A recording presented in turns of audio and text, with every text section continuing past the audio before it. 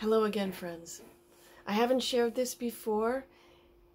I did want to talk about this in a way of allowing also, perhaps this will resonate for you and, again, be useful.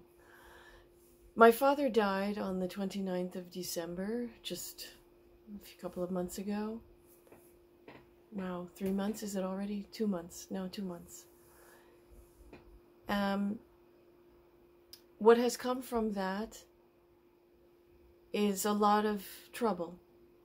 He intentionally left a lot of trouble behind him, and he intentionally created circumstances that he knew would cause strife and conflict.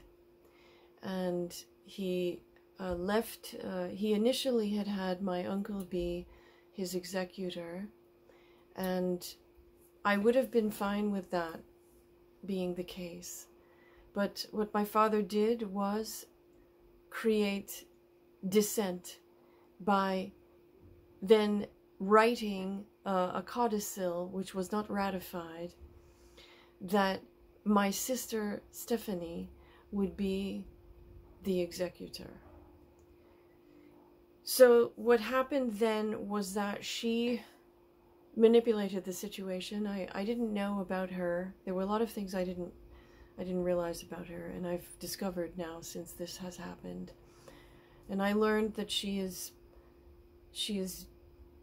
deeply manipulative and has been manipulating the situation for years with my father, unbeknownst to me. And she was manipulating me, and she was telling me one story and then running a game with my father, and then my father would send me these emails about her, and then so it was a very sick situation, and I was unaware that this was all, I only heard what they told me, and so I believed her, and I thought that he was acting abusively to her. And it's not that he wasn't, he was a horrible man, but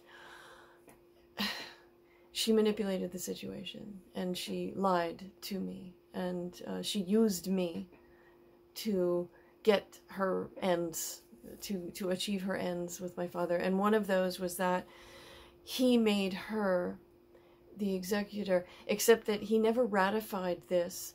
And so when it came to the point of that he died, we all gathered at his house the following day, and my uncle let us know that he had been named the executor and this was not ratified, and so they had to get it ratified. And so what my uncle did was name my sister as co-executor with him.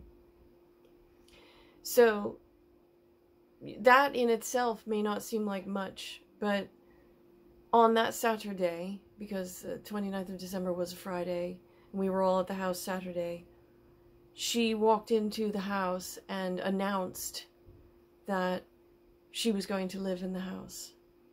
And my uncle immediately gave her a key and refused to give me a key, and has refused all of this time to give me a key. In addition to that, so she took over the house without consent from either myself or my brother, and the three of us are the equal beneficiaries of the house. But what my father also did was he gave Stephanie all of the music rights to all of the music, all of the library, everything that he had written, and all of the recordings, everything.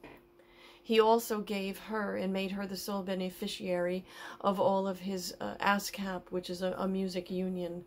He gave her all of the monetary benefits from the music union. This is a direct insult. I mean, this was very directly intended to hurt me, because I am the only one of the three children who has been a working musician and creator since I was a baby.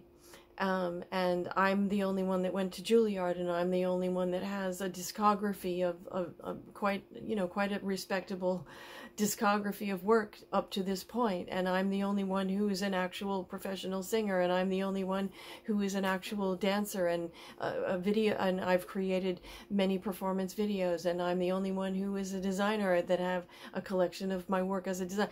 I'm the only one who, if he were to pick one person, then I would be the person he should have chosen to be this beneficiary. And he knew that this would be a direct, very ugly slight to me, and a very ugly statement about how he was telling me what he thought of me. So he gave it all to my sister. And I know that this came about now. I know that this came about because she was engaging, partially came about. It was his own desire to cause hurt and chaos and conflict. Because he said to me before he died, he said several times before he died that he would love to be a fly on the wall and see us all fighting with each other about his will. And this is something that he said to me many times before he died. So the consequence of all of this is that my sister has now taken the house, and she's living in the house. And there's very little that I can do because I don't have the money at the moment, right now, in my physical reality. I do not have the money to hire an attorney. When I have the money, and I'm going to say this with faith to the universe, that I am receiving the money, I will hire an attorney to represent me. So the reason I'm sharing all of this with you is that this is another thing that I have needed to continuously redirect my mind and my spirit and my state to where it needs to be for me to materialize what is needed, to materialize what I require, what I desire, and to materialize what I need. I mean, they're all the same thing. What I need and what I desire, what I require, they're all the same thing. It's just a matter of using different words to elicit different sensations. This set of events and the way that my uncle has behaved, in addition, he has behaved very abusively. He has threatened me. He threatened me with being arrested if I went to the house. So I have been essentially blocked from going to the house, but I am an equal beneficiary on the will, and so I have every right to be at that house at any time I choose. But I can't because my sister took it. And she took it with my uncle's blessing. He has become her personal gorilla. And she has very actively manipulated the situation to play this game and to keep him doing her bidding. So that happened, and I only realized it after the fact. And so I continue to practice the principles of the law of attraction and manifesting and materializing, because I don't have an alternate choice.